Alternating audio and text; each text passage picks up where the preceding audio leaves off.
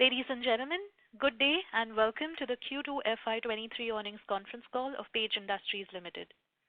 As a reminder, all participant lines will be in the listen-only mode, and there will be an opportunity for you to ask questions after the presentation concludes.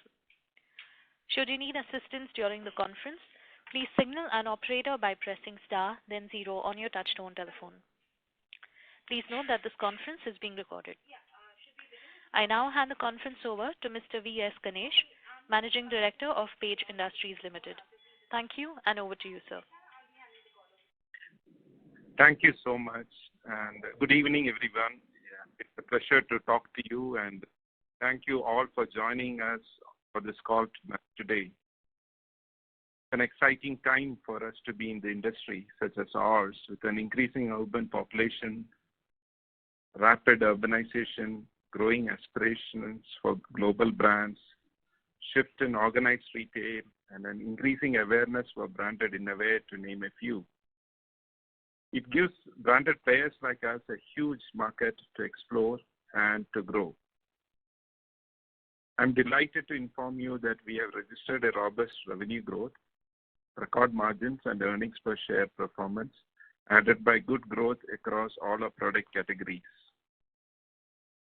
We actually have recorded the second best quarter in our history, just behind the Q1 record which we had.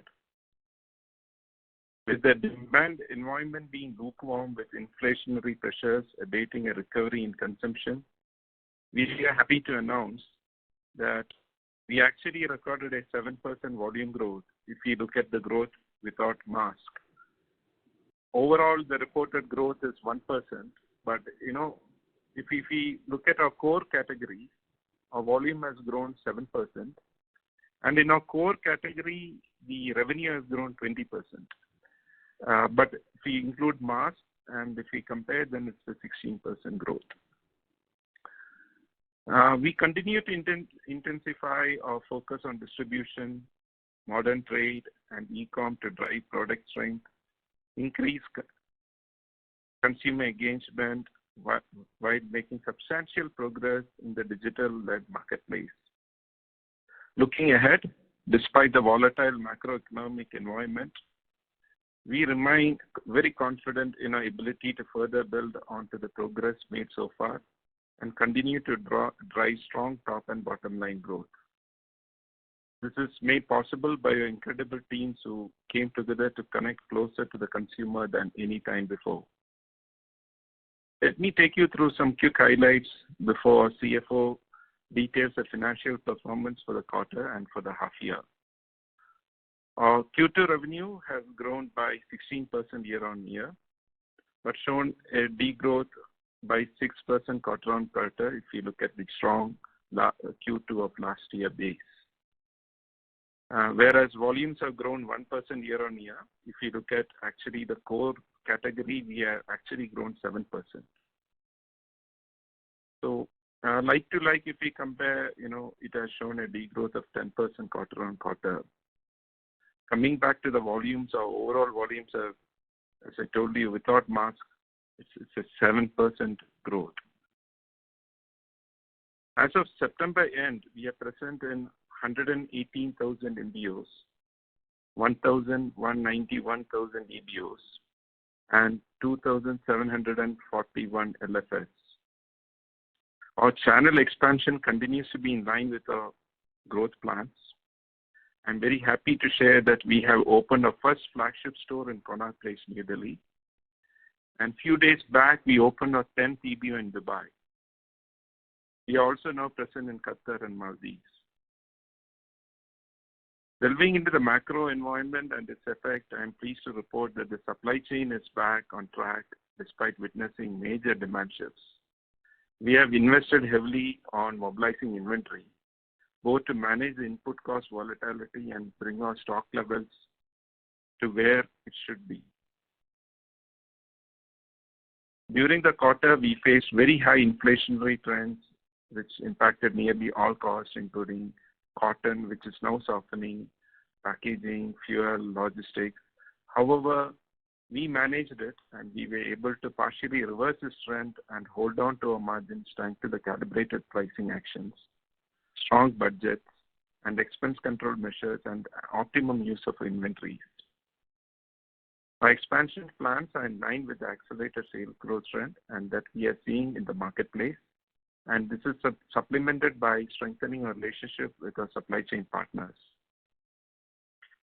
We'll continue to have disproportionate attention on our growing categories, namely athleisure, the women's range, and juniors. Our retail expansion has equal focus for Tier 3 and 4 towns as we have for metros and Tier 1 and 2. I'm delighted to inform you that our Speedo business is back on track and the revenue numbers are very encouraging and it is in line with our budgets. I would like to take this opportunity to thank on your behalf the 28,000 plus associates for the great work they have put in and for showing a very robust performance during the quarter. I have today Mr. Gagan Sehgal along with me, our COO, and Mr. Rahul Shukla, our President and Chief Retail Officer, who will be more than happy to answer any questions that you may have in this domain as regards sales and modern trade. As usual, I'm joined by Mr. K. Chandrasekhar, our CFO, who will now give you further insights on our Q2 financial performance. Let me thank you once again for joining the call today, and I pass on to Mr. Chandrasekhar. KC? Thank you, Mr. Ganesh. Welcome everyone to the call, and thanks for being here and your support to Page. So jumping into the financial performance for the quarter, we had revenues of 12,550 million, and that, as Mr. Ganesh explained, is the best Q2 in history on the back of the best quarter ever, which was the previous Q1. The last year Q2 was 10,840. So there's a growth of 16% in value and about a degrowth of 6% quarter on quarter. The EBITDA is 2,379 million, and this is a growth of 2% over the last year Q2, and there is a degrowth of about 20% quarter on quarter. The EBITDA margins are coming in slightly lower at 19%, which compares with 21% year on year and 22.2% quarter on quarter.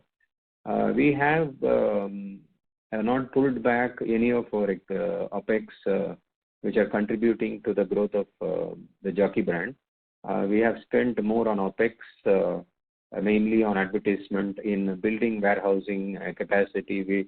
We have spent on digital media advertising, and the e-com growth has been good. So therefore, there are attendant commissions, and so the OPEX has been more.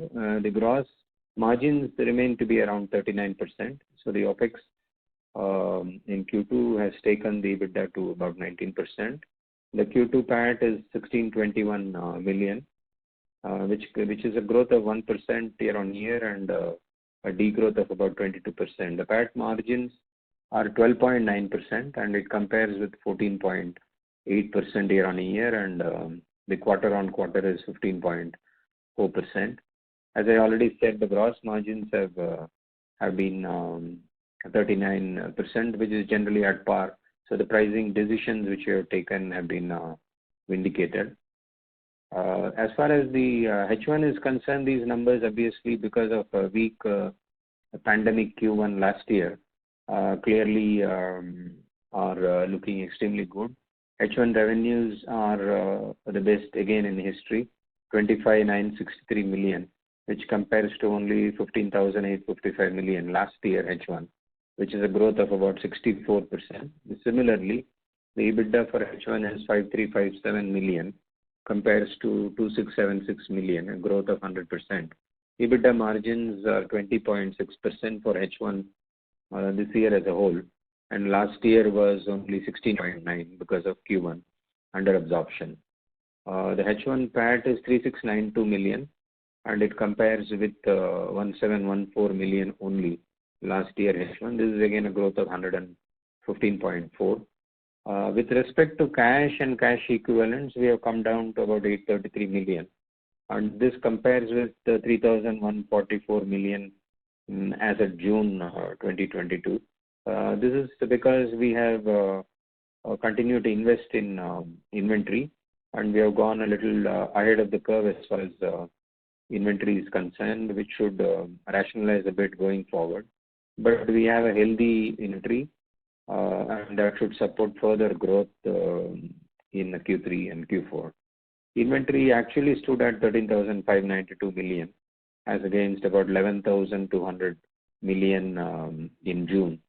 Net working capital has not gone up because a lot of it is the buildup of inventory has come from the cash reserves. I mean, as well as the payable is more.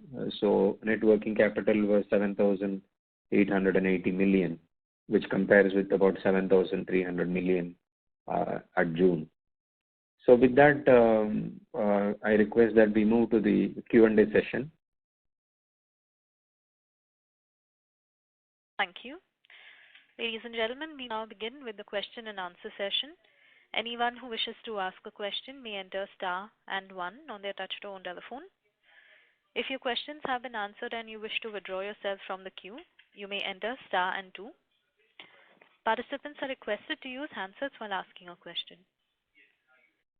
Ladies and gentlemen, we will wait for a moment while the question queue assembles.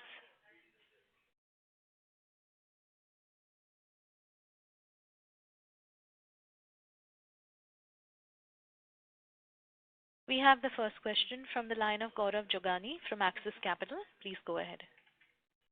Thank you for the opportunity, sir. So my first question is, with regards to your quote on the volume growth that you mentioned, that is, X of the core category is 7%, but overall it's 1%. So does it mean, that the non-core products sold a bit higher during the pandemic period, and which is now normalizing? And if that is the case, how should we look at the volume growth going ahead? Yes, actually, when we talk about the non-core product, which is actually what we were talking about, that is the mask. So the mask numbers were pretty decent during Q1 and Q2 last year because of the pandemic. So now that we are post-pandemic, it is natural that it will be good, and that's what we meant by the non-core. So if you look at our core products minus the mask, the actual growth is 5%, which considering the inflationary pressures and market environment, we feel is a decent growth, and if I'm firing all cylinders to keep the momentum on and to get back to our old trajectory. So my second question, is with regards to the sharp increase in, the OPEX cost, and that is largely led by two factors. One is employee cost, and another is, the higher OPEX that I assume is due to the advertising expenses. And you have mentioned in the press release about the employee cost being increasing on account of the capabilities building. So if you can highlight more on the same, are the costs expected to remain at the same levels going ahead, or this was a quarter phenomenon and maybe we see some normalization going ahead? Well, coming to office, there are a couple of things which need to one is, during the pandemic, we were media dark. We hardly had any advertisement and marketing expenses because, we were. Now that we are in the pandemic, we need to get back to those activities, and there is we are back to normal as far as those marketing expenses are concerned, which is very essential for the growth of the brand. And we have also invested in our warehousing capability. So, when you start a new operation in the first 3-4 months, the costs are higher before it stabilizes. So we are good. We are going through the phase. Sorry to interrupt, sir. The audio from your line is fluctuating, sir. Mr. Ganesh? Okay. Is it better now? Yes, it's better. Thank you. Yeah. So I was talking about instances which we had to rightfully incur to take off, which was not there. And, So I'm sorry to interrupt once again. Let me reconnect your line, sir. I will Okay. quickly reconnect you. Thank you. Participants, please continue to stay on hold. We will reconnect Mr. Ganesh.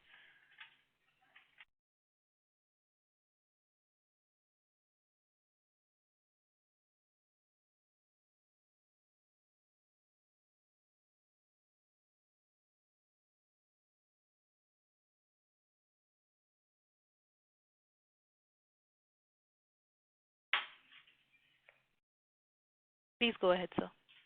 Yeah.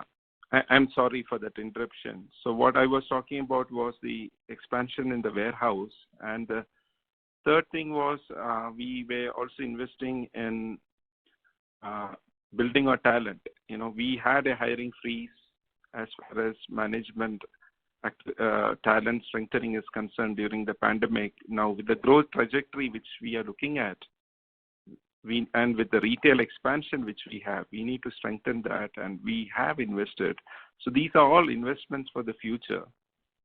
And because we are very, very optimistic about the volumes, and this is, in fact, if you see the overall numbers, even the revenue growth is actually around 20% if I don't look at the mask as a category. So these are necessary investments with the growth trajectory we have. Just one last question for mine, that will be more bookkeeping one. If you can help us with the tax rate guidance for the full year as well as the capex guidance for the year. Casey, you want to take the first part? For the capex guidance, on the capex, we are planning to spend about 250 crores upward. What was your first question? Sorry, the line wasn't clear. Tax rate. So the tax rate guidance, tax rate, because if you see the first half tax rate, that's been around 24%. So for the full year, about can you not very audible? I'm sorry. Yeah, sir. The tax rate for the first half is around 24%. So what should we take the tax rate for this year, FY23 and FY24? Should be more or less same. So when I look at Q2 this year, we had an effective lower tax rate because for all the new employees, we claim the 80JA, and that was not there. Not many people were joining. So therefore, the new employees were eligible for some deduction. So due to that, the effective tax rate of Q2 has come down. But overall, if you look at H1 versus H2, it will be more or less in the same range. So, sir, if I understand it right, it would be around 24% or 24.2 odd percent, whatever its H1 number is. Correct. Okay, sir. Thank you, and that's all from me. Yeah. The Q2 was 23.7. Last year it was 25.3. So I expect the effective tax rate to be in the range of about 24% on a full year basis. Yeah. Okay. And that would be the same for 24 as well, right? The next year as well. I guess so, because there is really no change in the corporate tax rate. It is only because of certain the deductions that we get, like TJ, as I mentioned. So if there is more people join, there will be more exemption on that count. So one should expect around 24% to be maintained. Okay. Thank you. Yes. Thank you. Participants, if you have a question, you may enter star and 1. We have the next question from the line of Tejas Shah from Spark Capital. Please go ahead. Hi, team. Thanks for the opportunity. Couple of questions from my side. So first question pertains to increase in inventory. So just wanted to know what is the nature of this inventory built up? Was it finished good built up before Diwali, or is it that we have expanded our pipeline to service the wide basket of products that we are doing? And how should we think about inventory days going forward from here on? I'll take that question, Mr. Ganesh, or yeah, go ahead. Go ahead, Casey. Yeah. So thanks, Tejas, for the question. So obviously, we have, if we're looking back about 2 quarters back, the raw material prices are moving up, and we pre-positioned much of the inventory, and we also ordered and paid everyone well. So we have gone a little ahead of the curve, as I mentioned at the beginning. So the raw material, we had about 6 months RM inventory at the end of March, and now it has come down to about 3.7 or so. But the finished goods from about 2.5 has gone to about 3 months. So right now we are not building much of raw material inventory until we sort of hit the optimum level of inventory of FG as well. So going forward in Q3 and Q4, you would expect the inventory to go down. In terms of composition, from the 13,600, about 8,000 is FG and 5,000 million is raw material, and the remaining is work in progress. Thanks, sir. Very helpful. Yeah. What Keith said, this was more of a strategic thing which we did to make sure, those times, if you look at 6 months back, also the supply chain was not all that robust, and we wanted to risk mitigate by having stock. We were also seeing a lot of demand fluctuations, and we thought we should have good enough raw stock across the portfolio so that we can build agility and meet the changing market demand. Now that things are normalized, we are having much better control, and the buys are reduced, and we are leveling up the stock levels. Sir, second question pertains to distribution. So the highlight of last 18-24 months of our strategy was very rapid distribution expansion. And as you mentioned earlier that we wanted to capitalize on the supply chain constrained by the competition, for the competition. So where do we see this lever now playing out? Because we have now rapidly expanded touch points. So how should we think about that lever in next 18 to 24 months? I think Gagan Saigal can throw more light on this, but before I pass it on to him, let me tell you, I think there is much more headroom as far as reach is concerned. We are looking at a pin code wise ward level. When we look at the potential, we have a huge potential to grow, and we need to have much better reach. And therefore, we will continue to have the right expansion as far as retail expansion is concerned, both for our channel sales and for EBOs. But Gagan, you want to throw more light on this aspect? So thanks, Mr. VSG. Thanks for the question, yes, we did go on a rampant distribution drive, in the last 24 months. And one reason was also, that we understood that there is a lot of reverse migration because of pandemic in tier 3, tier 4 towns from the metro cities. And we needed to grow there and be available near the consumer. So that is why the rampant growth you saw was very strategic at that point of time. We wanted to, fill in all the gaps, and we did not want consumer to travel far to get our goods. At the same time, as Mr. Ganesh has said, we still see a huge headroom. But I mentioned in the past few calls also that we need in a very strategic manner. One, we do not want to disrupt our existing trade partner in case he is doing very well. So there is no idea to open another MBO just next to him. But we are looking at gaps. We have geo-tagged all our outlets. And wherever we feel there is a gap, we are today present in all 1 lakh plus towns. But we have gone deeper. We are present in less than 50,000 towns also where we see potential, which is a hub for the nearby towns. So this drive will continue. I won't say it will be rampant like we opened 30,000 outlets last year, but we have already opened 8,000, in H1. So there is no reason why we will not continue, but we will only do it where we do not disrupt the current trade partner, and at the same time, the ease of consumer is important, and strategically where outlet needs to be present. So it will continue. I don't think every year why we should not grow, at least 10, 15, or 20,000 outlets. And are we able to expand this distribution without diluting terms of trade? Like as we have seen in many other companies, as you expand and go rural or beyond your core areas, you have to extend more credit period or terms changes. Are we seeing that kind of pressure with this expansion?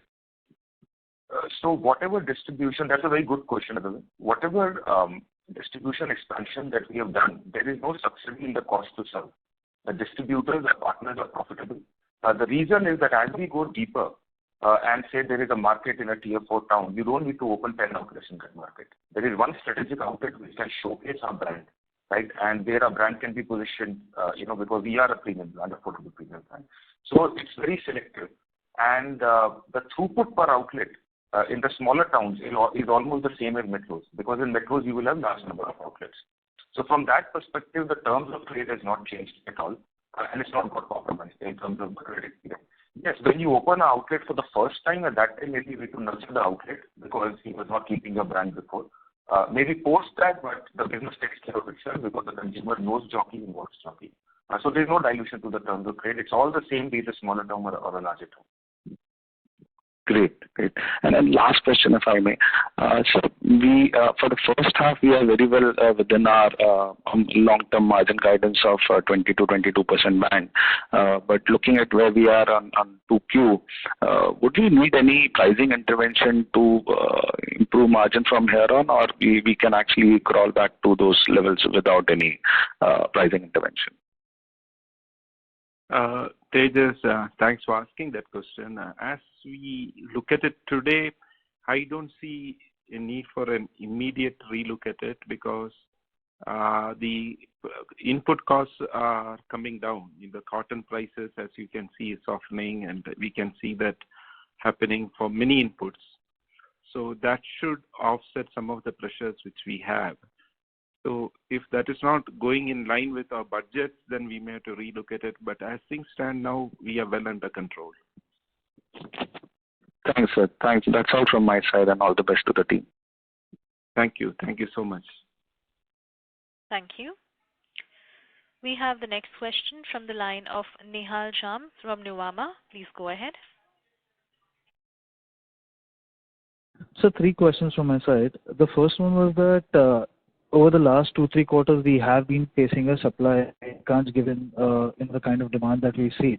Was there a case that now that a lot of our manufacturing has got normal, that this quarter the primary sales would have been higher than secondary given there was a requirement to fill the channel? Just wanted your thoughts first on that. Well, Nehal, the secondaries are in line with primaries. We keep a close watch on this. So we are happy that there is no much such problem. The secondaries are very much in line with primaries. Gagan, you want to add any more? No, you have answered it, Mr. V.S.G. The secondaries are in line with primary, and we keep a very close watch because we don't want inventory buildup happening at the distributor point. But what has happened is it has helped us because of the better supply chain. The distributor is getting exactly what he wants, and the market is getting exactly what they want. So whatever primary is happening is getting sold because it's in line with the retailer demand and the end consumer demand. Understood. That is helpful. The second question was on the fact that if I look at your volume growth, excluding the mass business, which is say 1%, and the distribution growth both in terms of EBOs and MBOs has been reasonably strong. If I look at the run rate over the last 2-3 quarters also. Given, Gagan, you also mentioned that the throughput per store is more or less similar, why is it that maybe a volume growth for a core category has not been in sync with that? So Nehal, if you see the core category, that's why I was saying the core category has actually improved by 7%. And I'm really sorry to interrupt, sir, but your audio is fluctuating. Oh, okay, I'm sorry. Is it better now? Yes, it's audible to me. Yeah, please go ahead. Yeah. So Nehal, what happened was we were one of the first companies, but we were able to bounce back quickly during last quarter, Q2, post-pandemic. So we have a strong base there, So if you see across the consumer brands, companies which bounce back very quickly have always recorded these kind of 5, 6, 7% growth because last Q1 we lost 28 days. And if you see historically, our Q1 is always the best quarter. and we front load the inventory, which didn't happen last year. So one, because we lost 28 days, and two, the partners, distributors and partners didn't want to over-invest because times were very uncertain. And when the dust settled and when normalcy came back in Q2, there was huge buoyancy and we did well there. So this 7% growth is on that strong base, So if you see, they were eating into the inventory and they were correcting it. Today, this growth is on a normalized inventory as far as distribution partners are concerned. Understood. Just last question on the distribution part was that when you are looking at targeting, say, the incremental outlets, are we primarily looking at hosiery stores and garment stores, or we are looking at exploring other avenues also for the Jockey brand? Actually, you'll be surprised at, what we actually, explored during COVID. It's not just the hosiery stores. Obviously, that's the core. But there are all kind of unconventional outlets who during COVID, were not able to survive and they moved to apparels and specialty. In outlets like petrol pumps outlets, where you see a beautiful SIS. This is the operator. I'm really sorry to interrupt. Mr. Sehgal, your audio is fluctuating.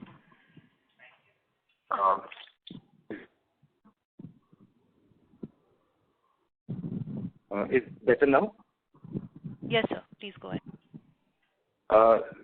So it's not just hosiery stores. We are, evaluating and exploring other options.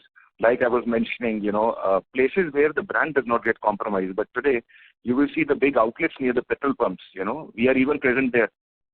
So there are all kind of unconventional outlets that have come in, and in fact, they wanted to partner with us. So as we continue our distribution expansion plan, it will be in lines with where we need to be present. And at that point of time, if a hosiery outlet which cannot represent the brand in the best possible manner, if we have any other alternate, we'll go ahead with that also. So we have all kind of different, be it chemists, for example, our masks and socks today are present in chemist shops as well, right, or cosmetic shops. So we are not just exploring hosiery. So sorry, just final question would be that out of these outlets that we have, what is core to the innerwear and athleisure category X of masks then?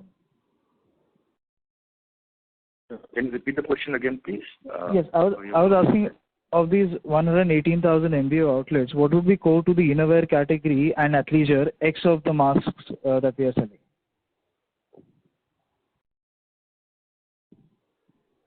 Actually, there is a lot of disruption on the line. Maybe it's on my line. So if I can be reconnected, or if Mr. VSG, you could take this question. I'm not able to get it. Yeah. So Nehal, what Gagan was saying is, out of the 118,000, we are looking at all options. So if you look at beauty shops, some of them even sell a lingerie, and some of the gyms sell a gym wear. So maybe the inventory is very, very curated there. The product range which they keep, which is very, very relevant for them. But we do explore.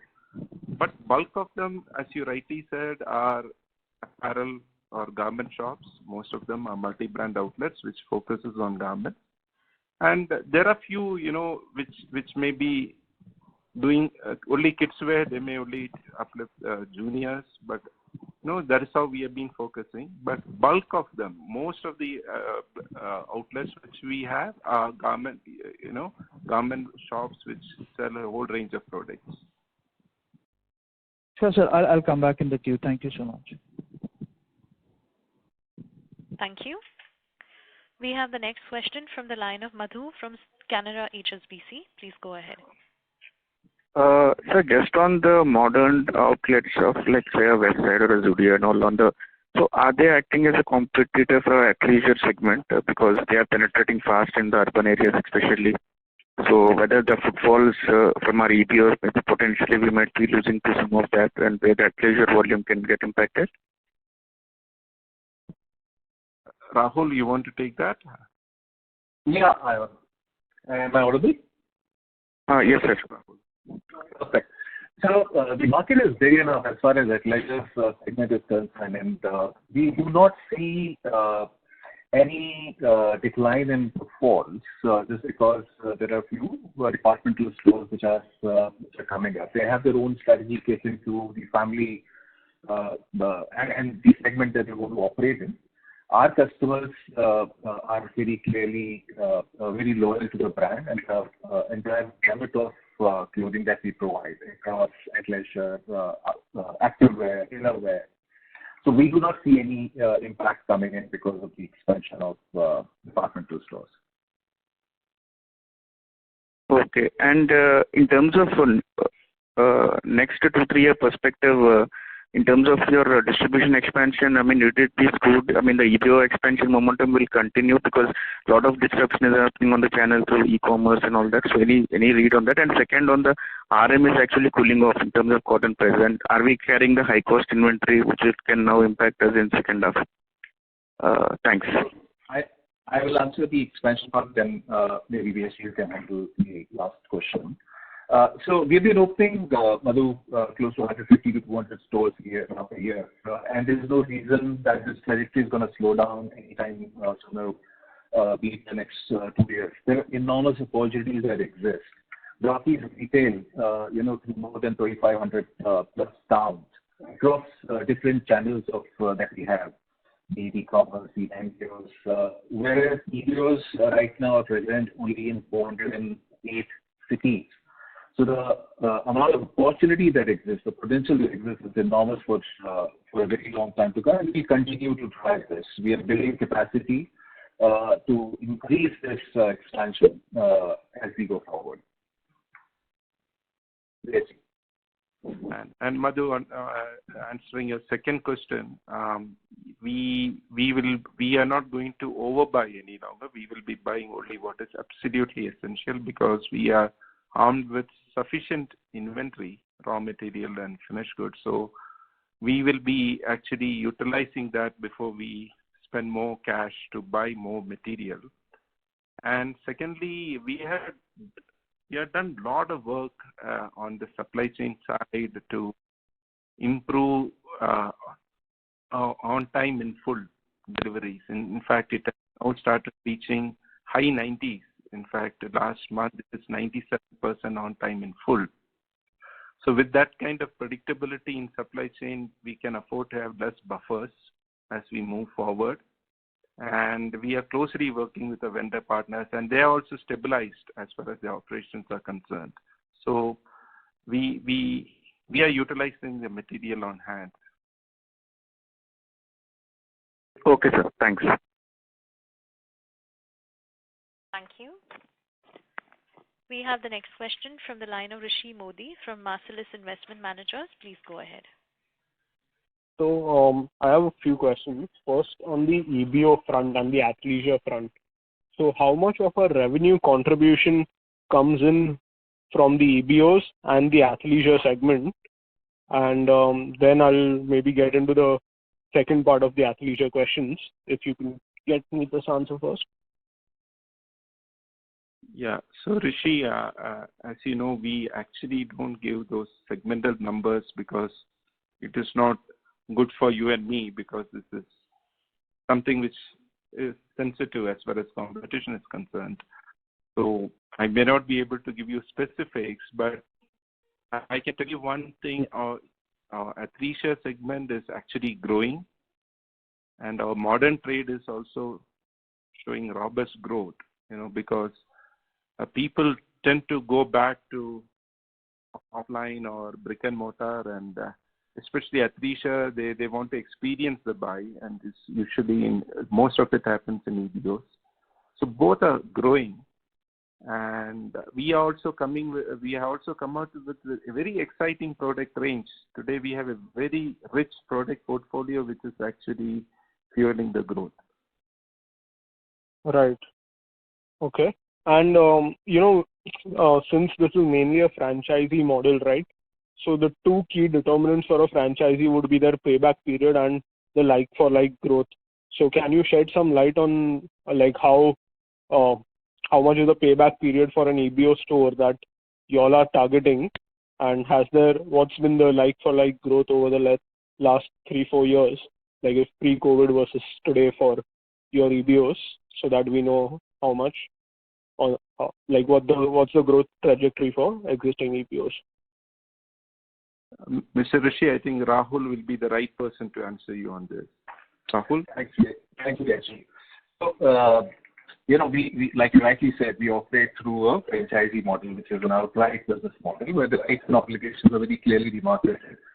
It is the franchisee's responsibility to invest in the fixtures, furniture, store, rentals, and our responsibility is to ensure that they get merchandise, the brand continues to be strong, and they continue to do great business.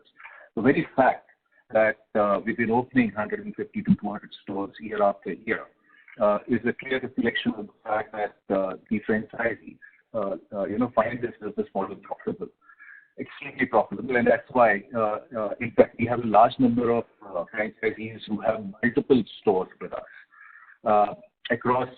We have now close to 1,200 stores. The number of franchisees are 600 plus. So this actually reflects the faith and the confidence of franchisee community in the stores, in the jockey concept, retail concept. The second part of your question, which is about the average growth, in fact, for the last many quarters, the modern retail channel actually has delivered high double-digit growth across the channel, and a positive like-to-like growth, except for one quarter where the lockdown made it impacted the number of days that was operating, which was in Q1 of last year. But otherwise, consistently, all our stores have had a very positive like-to-like growth. Got it. That's encouraging. Thank you. Second, my questions is on the supply chain, right? So you said that we have recently achieved a 90% plus predictability on supply accuracy, and we have tied up with a vendor to help us with this. So could you shed more light on what's happening to get our fill rates up and our supply chain more robust? Yes, Rishi. So what I said, predictability, meaning the supply, on-time supply from our supply partners, be raw material supply partners or finished goods supply partners, have increased.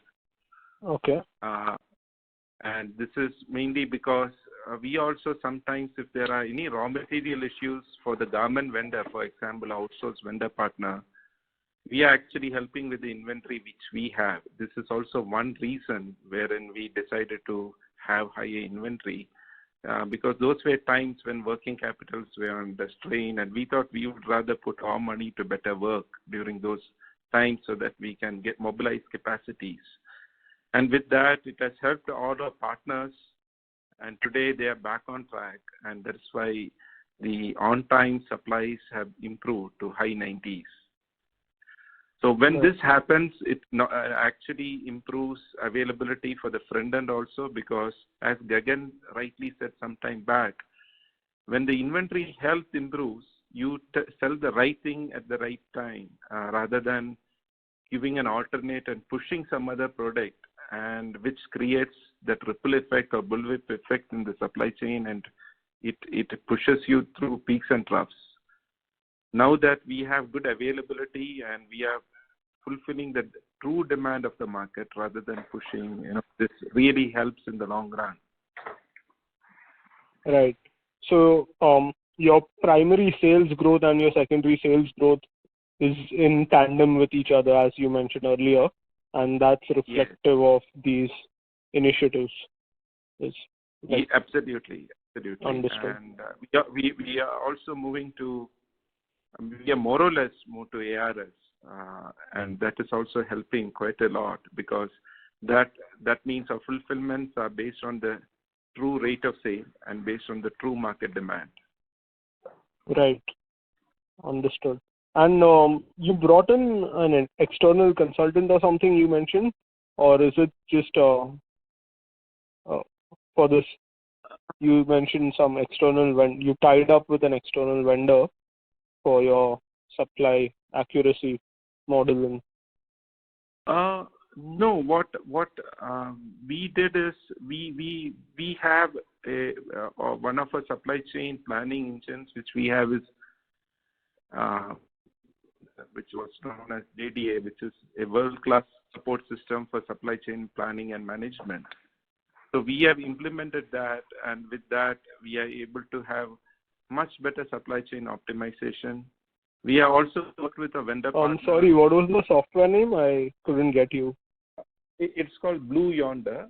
Blue Yonder, right. It was known as JDA. Now it's called Blue Yonder. Right. We have implemented that. And with that, our supply chain team, we're working on supply chain optimization, and we also planned some delay differentiations are possible with that. So, for example, we keep some uncolored fabric, we call it gray, and we can afford to color it just in time so that we can get much better speed to market. So we are able to do these kind of interventions efficiently, and by having rationalized very strategic supply partners, they're also willing to take risk and pre-position raw material to enable speed. Right. So now at today, what would you say your fill rates are for at the MBOs and EBOs? Yeah. So see, fill rates based on the primary orders which we are getting is almost in I can say early 90s to mid 90s, and our demand accuracy is improving rapidly because of the ARS implementation, and the ARS implementation is ongoing. So as we keep today, we have reached around 80%, and as we reach 100%, this will improve. Got it. And the strength of inventory also helps, because if there are any fluctuations also, the buffer stock really helps. Got it. Understood. All right, this is super helpful. Thank you. Thank you. Thank you. We have the next question from the line of Ankit Kedia from Phillip Capital. Please go ahead. Questions from my side. First is on the demand environment. You mentioned in the opening remarks demand is slightly lukewarm. So can you just elaborate more? Is it across categories where we are feeling pressure at the entry level, and even across geographies in Tier 2, Tier 3 markets, the pressures is higher on the demand, or it's broad-based? Well, we are grown, so against the high base, what has happened is the draining of inventory and people not willing to invest during uncertain times and actually utilizing the stock and all actually fueled huge sales at that time, because when it dries up and when the supplies are also tight, people want to buy and get the share. So all these disruptions were there, and today it has normalized. So we have healthy inventory, and if you see general, there is a softening, but one of the areas where even though we are grown, and just an example, even though we are grown in the category, Athleisure has comparatively grown lesser than other categories. This is very much understandable because this is back to office time. It is not any longer work from home, so the Athleisure utilization comes down, and the share of the wallet comes under pressure, because everybody, when they want to go back to office, the demand for formal wear goes up, and when the wallet share goes for formal wear, Athleisure may be parked. So we see these as temporary phases, which I think it's a passing phase, and we are overcoming. And the various initiatives we are taking, including improving the distributor health of inventory through ARS, we will be able to bring all this back to track. So my second question is regarding the pricing action. If the cotton prices continue to fall from today, would you be willing to reduce prices given that the competition reduce prices, or you will prefer to do more A&P spends and other initiatives, trade initiatives, or reduce prices? Given that you're in Q4, your modern classic factory is also going to come in, which is going to be a very big factory. So from a tier 2, tier 3 market perspective, push, can we see a price cut if not a price increase? Well, if I look at and read the pulse of the market, I don't think price is an issue. The consumers don't feel our product is expensive, and we always positioned our product as a value for money proposition for our consumers, and it continues to be the same. So none of our partners, retail partners, or none of our consumers, when we interact with them, none of them feel we are pricey. And if you see our current EBITDA also, it is not in line with our usual numbers. We knew this when we were doing the last price intervention of around 3.69%. We knew there will be a quarter or so wherein the prices will be EBITDA will be under pressure.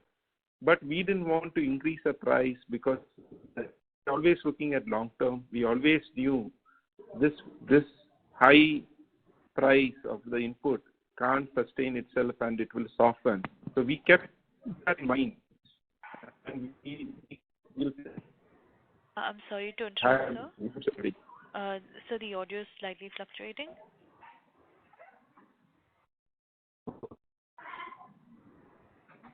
Do you want me to repeat what I was? Yes, sir.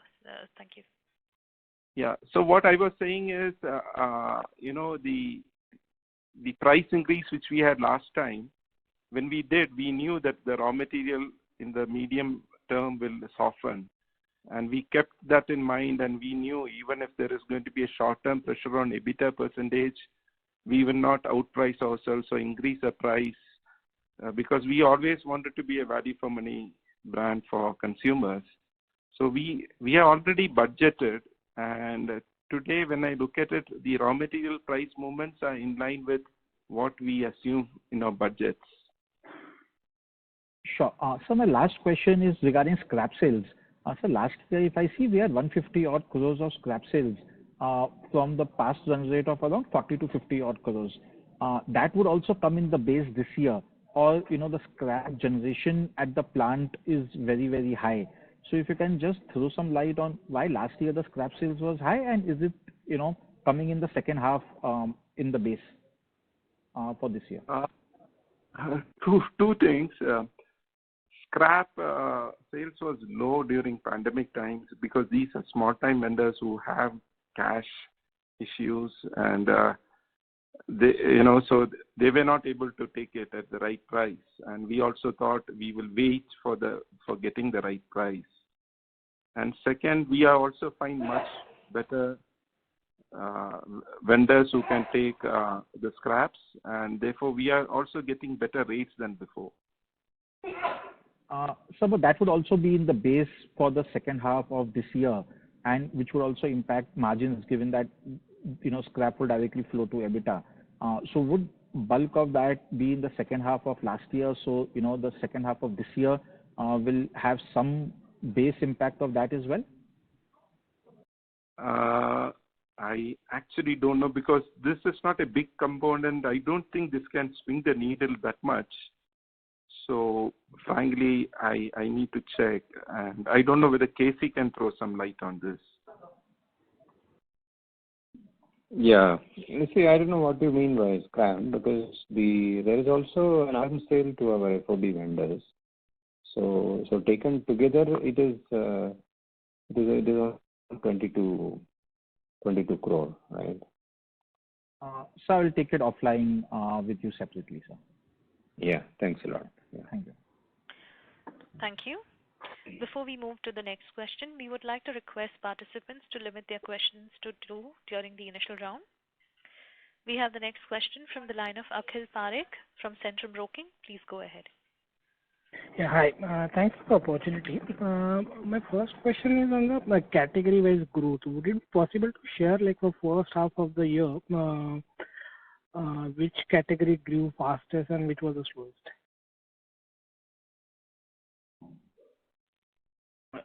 Actually, if you see first half of the year, all categories have actually shown good growth. Be men's innerwear, women's innerwear, Hello. Hello. Can, Mr. Parekh, are you able to hear us? Yes, I can now. Yeah. yeah.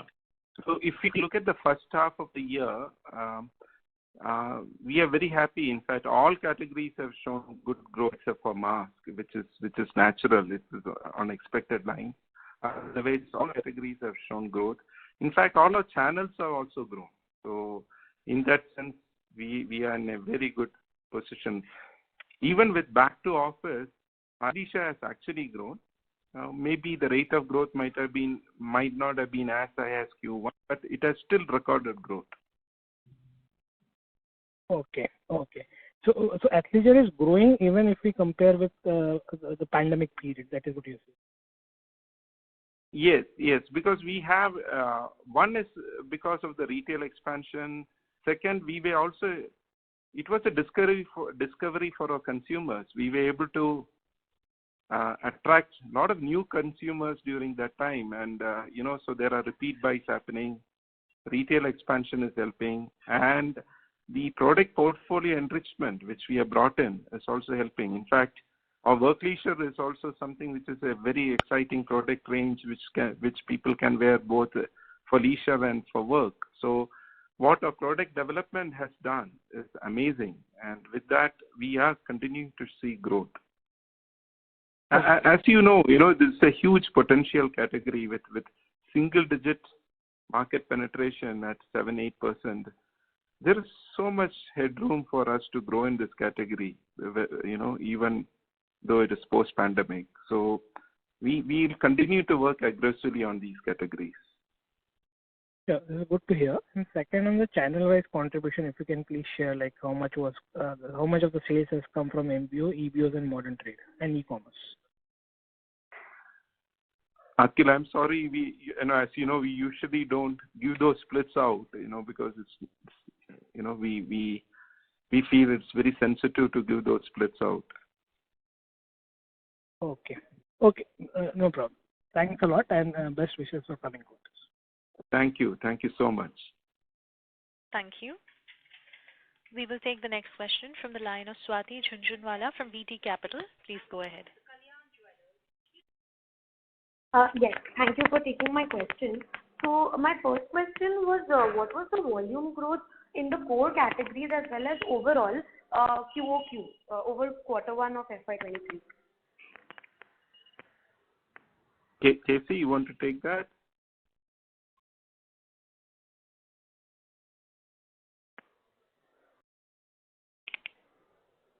It was mentioned as 7% over the year-on-year.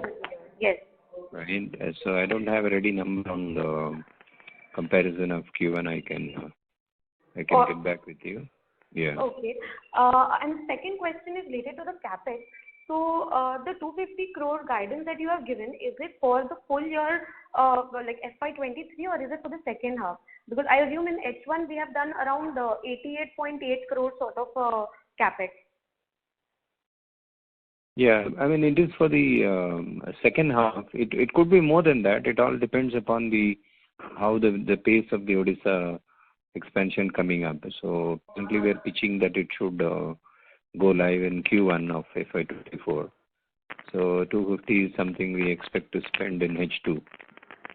Okay. And last question is, so this time our margins were very low at around 19%. So in Q3 and Q4, do we expect the margins to go up, or do we expect it to be around the same range, like below the previous 4 quarters? Okay, we typically pitch for 20 to 21%. There is no there's a question mark on the margins getting achieved. And as you know, the advertisement is not a linear spend, while some of the capacity creation of manpower and warehousing is. So given that the raw material prices are also weakening, we should expect to, even in this quarter, the margins have been pretty good, 19%. So going forward, we should aim for at least 2021 in the next 2 quarters. Okay, and just the last question.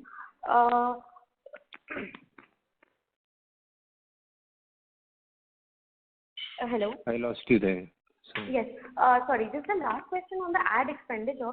So how much was the media and ad expenditure as a percentage of sales this quarter? how much was the? The ad expenditure as a percentage of sales.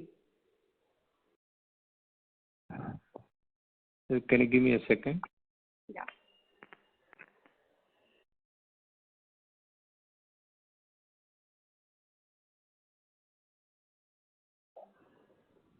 We spent about 440, and as a percentage of revenue, it was about 3.5, 40 million in Q2, and it is about 3.5.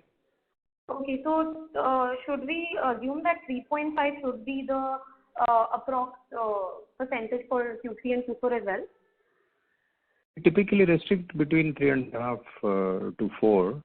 But again, it depends. It's not necessary that it should be. It must be a campaign. There must be reason like digital presence and all that. So yeah, that would be my answer. Okay, thank you so much. Yeah, thank you. Thank you. We have the next question from the line of Devanshu Bansal from Emkay Global. Please go ahead. Yeah, thanks for the opportunity. Sir, what was the volume contribution of masks in this quarter for Q2 FY23?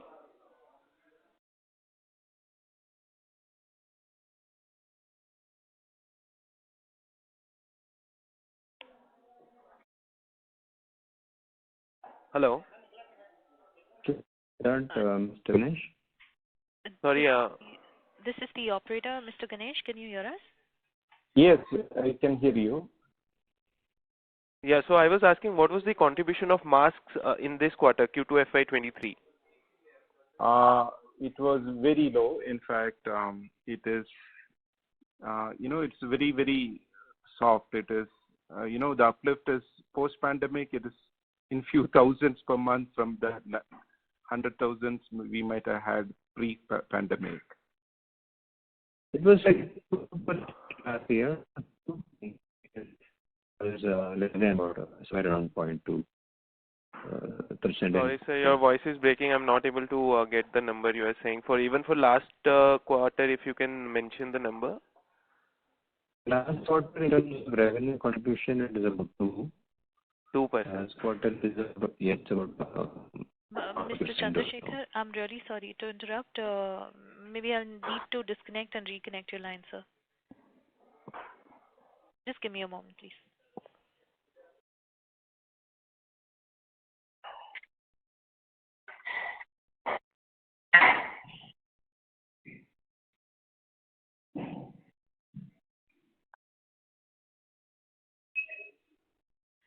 Sir, please go ahead. Thank you. Yeah, did you hear my answer? No. No, sir. I did not hear the revenue and volume contribution for the last quarter for masks. The revenue contribution of masks was about 2%. It is much less than 1% this year, Q2. Okay, and volume contribution, sir? It should be in a similar range. Just give me a second on that. It was about 5% in terms of volume. Last year? Last year it's about 0.5% this year, Q2. Got it. Secondly, I wanted to understand, sir, in Dubai you now have 10 stores. So what is the outlook for the Middle Eastern geography? As well as do you have your own manufacturing operations there as of now? So Middle East is a huge growth opportunity area for us. If you look at all our licensed overseas territories, this is the most exciting place. So we are actually focusing on the Middle East, especially Dubai, and it is we are making good investments. Our partners there are investing. That's where we have our 10th EBO just opened very recently in Dubai. We are also present in places like Dubai Mall. So the performance so far has been encouraging, and the partner is therefore investing further on the business. When it comes to supplies, no, we do support the supplies from here. It's manufactured supply from our units or from outsourced vendor partners from here. Because it's very important we take care of the quality of the product, and we are responsible for it, and it's coming from our sources. Got it. Do you plan to open your own manufacturing operations there?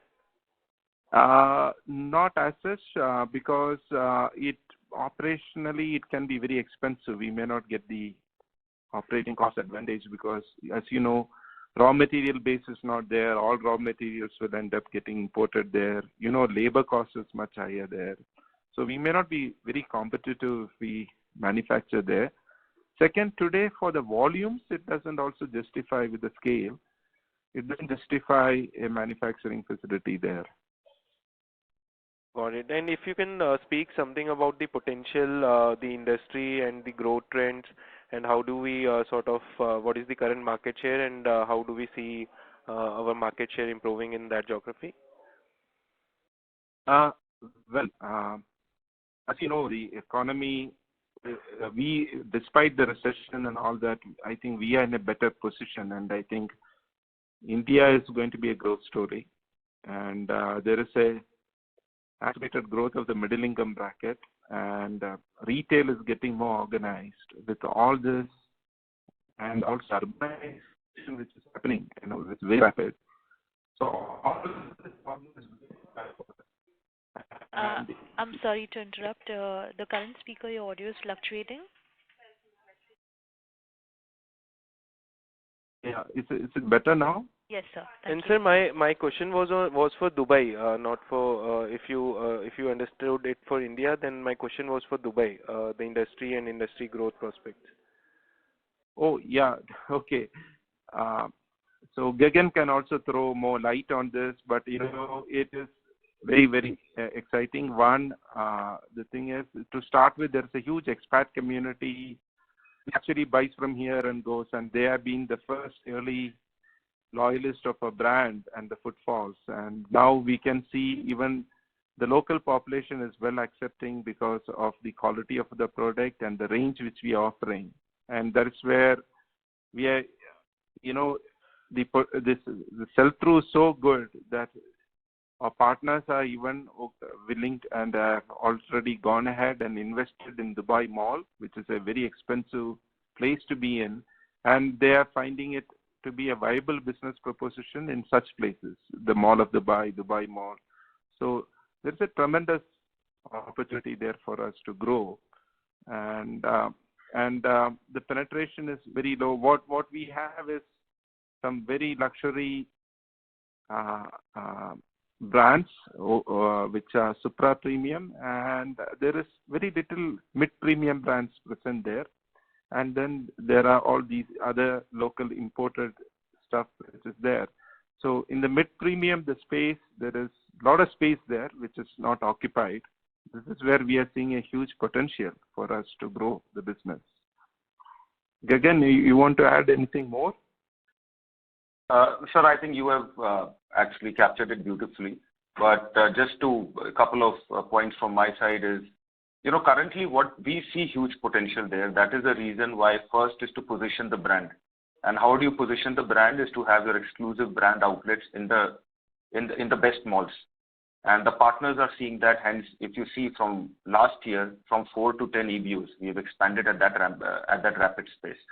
Now, there is a local Emirati population, and there it is not a question of, you know, who actually is your target consumer. Almost everybody is your target consumer there. And once the brand is positioned, we also see a huge potential in the local population there, you know, which wants products from brands like Jockey. But we are creating right now, and we are working on more and more awareness. That is what we are focusing on. And I think it's going to be a very, very exciting market for us going forward, where we can expect very, very healthy growth in years to come. Got it, sir. Thank you. Thank you. We have the next question from the line of Sameer Gupta from India Infoline. Please go ahead. Hi, sir. Good evening, and thanks for taking my question. So just looking at your comments you made this call. So number one, the distribution expansion we have seen during COVID times, that will continue, but at a slower pace. Second is that we don't intend to take any more pricing. given the current raw material situation. So based on these two constructs, is it fair to conclude that there is the revenue growth momentum that we are seeing currently on a YOY basis, we should see further moderation from here on? I don't see any reason for further moderation. I think we will get back to the growth. This is as I see it, 7% was more of a passing because of generally sales. Excuse me, sir. I'm sorry to interrupt again. There's a slight fluctuation. Yes, it's but now. So one moment. Just one moment.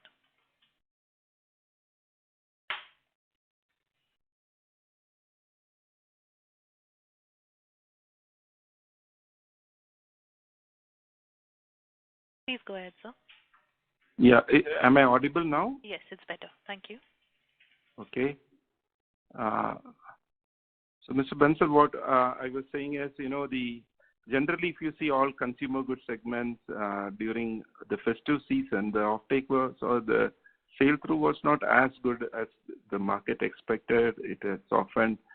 So I feel it will rebound because it's a temporary phase, is what I feel. And when I look at distribution and the inventory is getting corrected, we have taken a lot of action. So the health of the inventory is improving. This should help us to have better sell-throughs because this will mean much better working capital utilization for them, better rotation of the money, which is going to be not only profitable for them, but also to leverage on the growth which we have planned.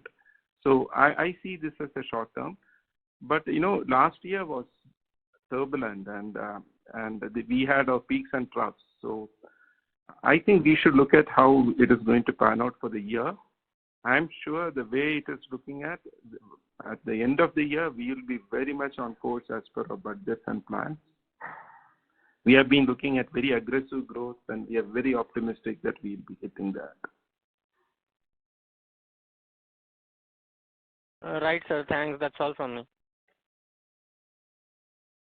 Thank you. Ladies and gentlemen, that was the last question, and we will now close the question queue. I would like to hand the floor back to Mr. Chandrasekhar for closing comments. Please go ahead. Thank you all for dialing into this call. Apologies for some of the audio issues we were facing. Thanks for your support to Page. Have a good day. Bye-bye. Thank you, members of the management. Ladies and gentlemen, on behalf of Page Industries Limited, that concludes this conference. Thank you for joining us, and you may now disconnect your lines.